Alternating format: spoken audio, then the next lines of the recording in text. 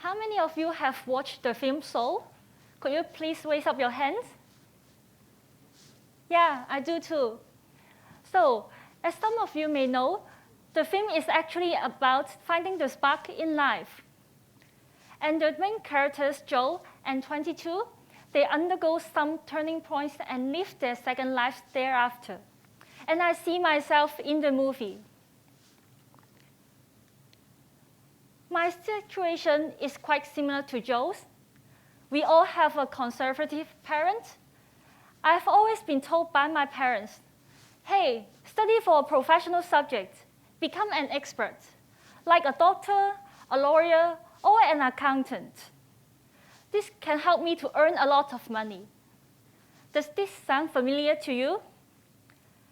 Also, Joe believed that he was born to be a professional musician, whereas I believe I was born to be a professional accountant. And indeed, since I was small, I used to love figures and calculations. I had ranked top 10 in mathematics and also ranked the first in BAFS when I graduated from secondary school. Asians are supposed to be good at math, right? And unsurprisingly, I studied accounting in the university.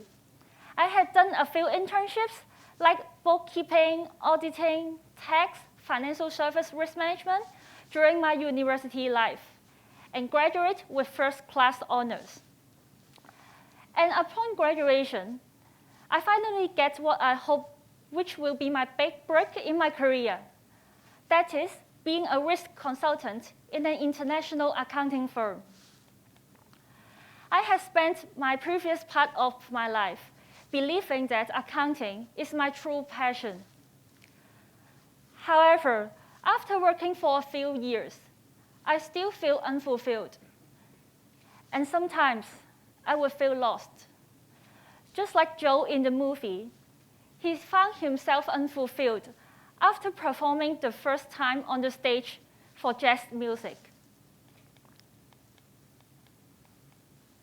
And until a single unexpected step which sent me out of the comfort zone. Just like Joe is forced to think about his life again in the movie. And actually, my change was seeded when I went to volunteer in Moldova. I went for a volunteer project organized by Isaac. It had been 8 weeks. I met other volunteers from the other countries, and then we delivered a training to the local students. We are aimed to promote the conversational English. And throughout the whole journey, my teammates actually showed me how communication is important, whether personally in building relationships or professionally to deliver a training to engage the participants. I truly realized the importance of communications and start to feel the excitement of talking to different people from different countries with different cultural backgrounds. I've never had this experience before during my accounting studies or work. And since then, I've engaged in more and more events with a bunch of people, and those require lots of interactions. For example, being master of ceremonies for different corporations and NGOs. And in each of the events, actually I can interact with the host and also with my partner, if I have one. And I can always gain new insights and learn something new by interacting with them. And on top of being event MC, I've recently organized 2 training sections for a team of over 50 people on the topic relating to communications. And I have received positive feedback from the participants. Sharing the knowledge, seeing people apply it on the spot, it is extremely satisfying to me. And I have the sense of feeling that we are growing together and being a better and stronger self together. And communications become even more important to me when I try to form teams for my startup projects. First of all, finding partners with complementary skills is never easy. Communicating my ideas and my thoughts for partnership and expectation management are the hardest part. And we also have to deal with external vendors, maybe IT firms, maybe some HR agencies. And in these, we need the negotiation skills. And moreover, we also keep approaching to different investors through verbal or oral communications. And that's the time when I decide to put my head down and venture beyond the boundaries. Just like Jack Ma, he is actually interested in English language when he is a young boy. He studied English at the university, and he graduated with a bachelor degree in English. And then in the next 5 years, he taught English in Hangzhou. However, by chance, he discovered a great business opportunity, which is the lack of Chinese websites. And then he found China pages. And the businesses has been gradually transformed to the Alibaba Group nowadays. He is one of the greatest examples that shows us our path doesn't necessarily follow what we have studied in schools. And with all these experiences and examples, I find myself unrestricted in the area of accounting. And indeed, my interest in communications keep growing over time.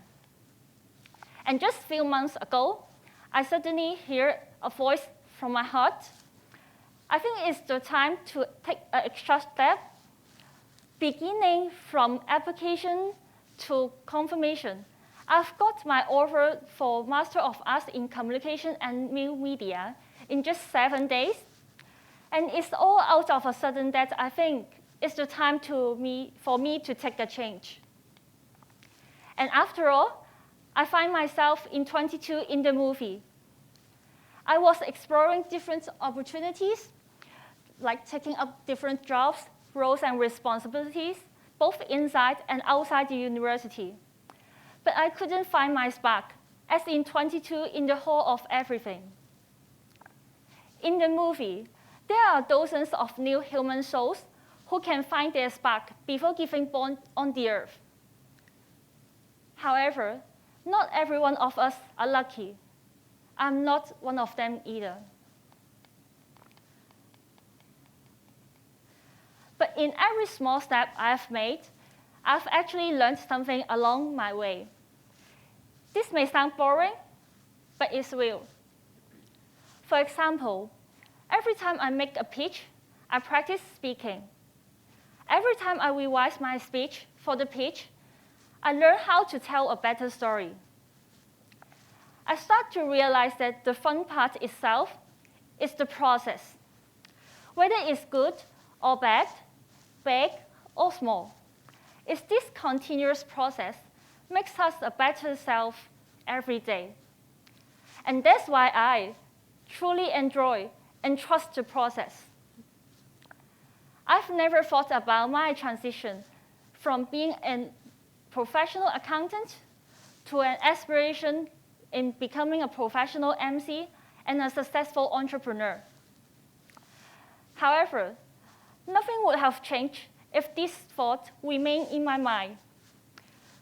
At the end of the day, we create, redefine our own journeys. I'm following my heart, my passion, and my dreams to develop a career that I enjoy being a part of. I've learned that one's purpose isn't singular nor fixed. We aren't necessarily born to do anything, but it's in how fully every moment we lived, how we approach everything, and how we make the most out of our lives. We have to think out of the box, jump out of our comfort zone, so we can be a horse that is unleashed in the green grassland. And that is how I see my transition, to explore the possibilities, to amplify my interest, and to unleash my potentials. Most of us fear change, as there is too much uncertainty. But bear in mind that change is actually what makes us grow. And it's the experience that matters, because we always learn from our past. Let's say yes to every opportunity that comes to us and that we think is worth trying, even if the outcome might not be what we have expected. But you never try, you never know. I'm not sure the shift I'm taking is the ultimate destination for myself. But I believe that the challenges in life are not supposed to paralyze us, but they are supposed to help us to discover who we are. The process is the spark of life. Actually, I was very shy and very quiet back in my young age, to the extent that I refrained from singing for my music exams. But then today, I'm now standing here on the stage, sharing my story with you all. This is a proof of my change over the years. And it's time for us to make a change starting from today, to take the first baby step without any excuses. Any big difference starts from small actions. And it's this every single small step propel ourselves forward to make the changes that matter. And here, I would like to end by a quote of Shaw, a Nobel Prize winner whose work marked by humanity. Life isn't about finding yourself. Life is about creating yourself. Thank you very much.